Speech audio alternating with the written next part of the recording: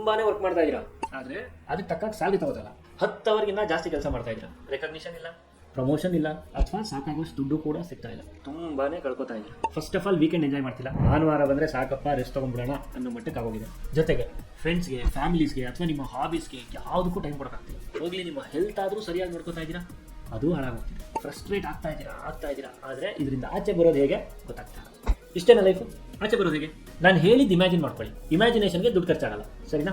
ನಿಮಗೆ ಇಂಟ್ರೆಸ್ಟ್ ಇರೋ ಫೀಲ್ಡಲ್ಲಿ ಅಥವಾ ಪ್ಯಾಷನ್ ಇರೋ ಫೀಲ್ಡಲ್ಲಿ ಇನ್ವೆಸ್ಟ್ಮೆಂಟೇ ಇಲ್ಲದೆ, ಅಥವಾ ಮಿನಿಮಮ್ ಇನ್ವೆಸ್ಟ್ಮೆಂಟಲ್ಲಿ ರಿಸ್ಕ್ ಇಲ್ಲದೆ ಒಂದು ಬಿಸ್ನೆಸ್ ಸ್ಟಾರ್ಟ್ ಮಾಡಿದ್ರೆ ಹೇಗಿರುತ್ತೆ? ನೀವು ಎಷ್ಟು ಅವರ್ ವರ್ಕ್ ಮಾಡ್ತೀರಾ ಅದಕ್ಕೆ ತಕ್ಕ ದುಡ್ಡು ಬರ್ತಾ ಇರುತ್ತೆ. ಕೆಲಸ ಜಾಸ್ತಿ ಆದಷ್ಟು ಕೂಡ ಎಂಪ್ಲಾಯೀಸ್ನ ಜಾಸ್ತಿ ಹೈರ್ ಮಾಡ್ಕೋತೀರಾ, ನಿಮಗೆ ನೀವು ಫ್ರೀ ಮಾಡ್ಕೋತಾನೆ ಬರ್ತೀರಾ. ಹೆಲ್ತಿಗೆ ಟೈಮ್ ಕೊಡ್ತೀರಾ, ಫ್ಯಾಮಿಲಿಗೆ ಟೈಮ್ ಕೊಡ್ತೀರಾ, ನಿಮ್ಮ ಫ್ರೆಂಡ್ಸ್ ಜೊತೆ ಕಾಲ ಕಳಿತೀರಾ, ವೀಕೆಂಡ್ ಎಂಜಾಯ್ ಮಾಡ್ತೀರಾ. ಲೈಫು ಸೂಪರ್ ಗುರು ಅನ್ನೋ ಥರ ಖುಷಿಯಾಗಿ ಲೀಡ್ ಮಾಡ್ತಾ ಹೋಗಿ. ಈ ರೀತಿ ಲೈಫ್ ನಿಜವಾಗ್ಲೂ ಲೀಡ್ ಮಾಡಬೇಕು ಅನಿಸಿದ್ರೆ ಬಯೋನಲ್ಲಿ ಲಿಂಕ್ ಇದೆ, ಸಾಕಷ್ಟು ಐಡಿಯಾಸ್ಗಳ ಬಗ್ಗೆ ಡಿಸ್ಕಸ್ ಮಾಡ್ತೀವಿ, ಒಂದ್ಸಲ ಚೆಕ್ ಮಾಡಿ.